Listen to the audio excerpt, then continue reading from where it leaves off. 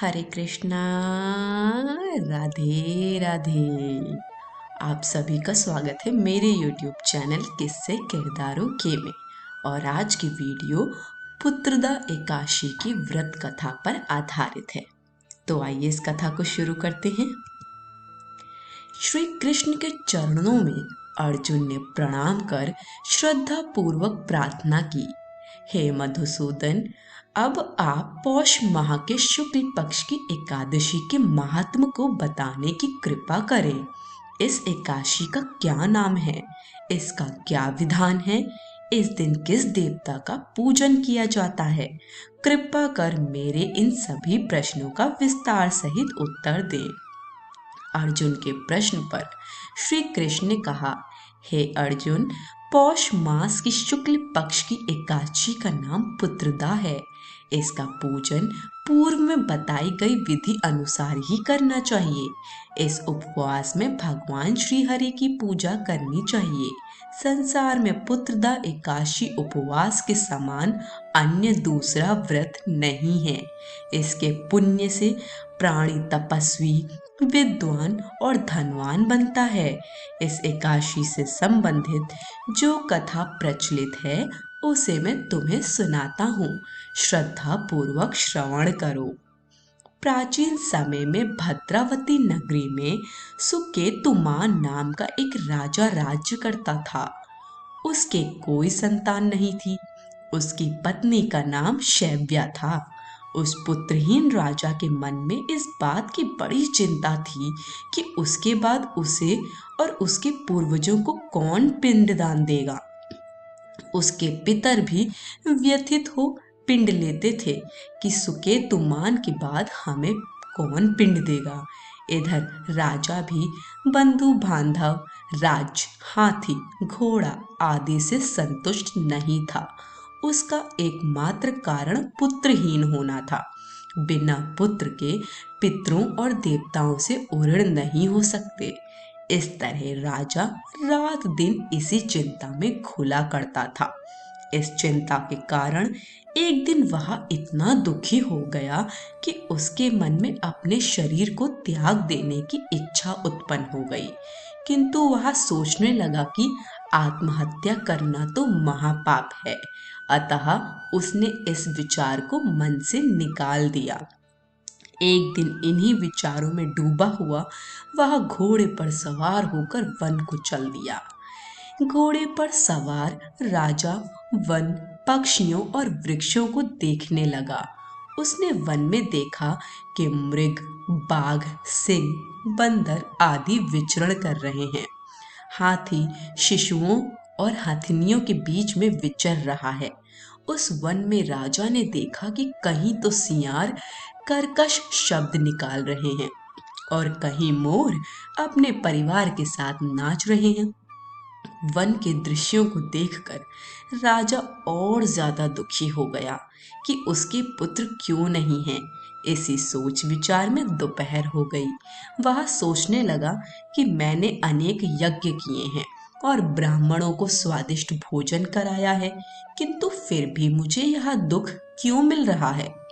आखिर इसका कारण क्या है? अपनी व्यथा किससे कहूं? कौन मेरी व्यथा का समाधान कर सकता है?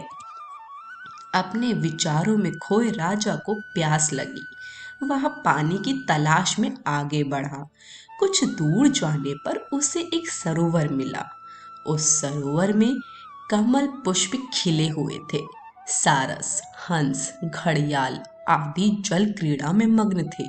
सरोवर के चारों तरफ ऋषियों के आश्रम बने हुए थे। अचानक राजा के दाहिने अंग फड़कने लगे। इसे शुभ शगुन समझकर राजा मन में प्रसन्न होता हुआ घोड़े से नीचे उतरा और सरोवर के किनारे बैठे हुए ऋषियों को प्रणाम करके उनके सामने बैठ गया। ऋषिवर बोले, हे राजन, हम तुमसे अति प्रसन्न हैं। तुम्हारी जो इच्छा है हमसे कहो। राजा ने प्रश्न किया, हे विप्रो, आप कौन हैं और किस लिए यहाँ रह रहे हैं? ऋषि बोले, राजन, आज पुत्र की इच्छा करने वाले को श्रेष्ठ पुत्र प्रदान करने वाली पुत्रदा एकादशी है। आज से 5 दिन बाद माघ स्नान है और हम सब इस सरोवर में स्नान करने आए हैं। ऋषियों की बात सुन राजा ने कहा, हे मुनियों, मेरा भी कोई पुत्र नहीं है। यदि आप मुझ पर प्रसन्न हैं तो कृपा कर मुझे एक पुत्र का वरदान दीजिए। ऋषि बोले, हे राजन, आज पुत्रदा एकादशी है। आप इसका उपवास करें। भगवान श्री हरि की अनुकंपा से आपके घर अवश्य ही पुत्र होगा। राजा ने मुनि के वचनों के अनुसार उस दिन उपवास किया और द्वादशी को व्रत का पारण किया और ऋषियों को प्रणाम करके वापस अपनी नगरी गया। भगवान श्री हरि की कृपा से कुछ दिनों बाद रानी ने गर्भ धारण किया और 9 माह के पश्चात उसके एक तेजस्वी पुत्र उत्पन्न हुआ। यह राजकुमार बड़ा होने पर अत्यंत वीर, धनवान, यशस्वी और प्रजापालक बना। श्री कृष्ण ने कहा, हे पांडुनंदन, पुत्र की प्राप्ति के लिए पुत्रदा एकादशी का उपवास करना चाहिए। पुत्र प्राप्ति के लिए इससे बढ़कर दूसरा कोई व्रत नहीं है। जो कोई व्यक्ति पुत्रदा एकादशी के महात्म को पढ़ता व श्रवण करता है तथा विधानानुसार इसका वो उपवास करता है, उसे सर्वगुण संपन्न पुत्र रत्न की प्राप्ति होती है। श्री हरि की अनुकंपा से वह मनुष्य मोक्ष को प्राप्त होता है। कथा सार। पुत्र का ना होना बड़ा ही दुर्भाग्यपूर्ण है। उससे भी दुर्भाग्यपूर्ण है पुत्र का कुपुत्र होना। अतः सर्वगुण संपन्न और सुपुत्र पाना बड़ा ही दुर्लभ है।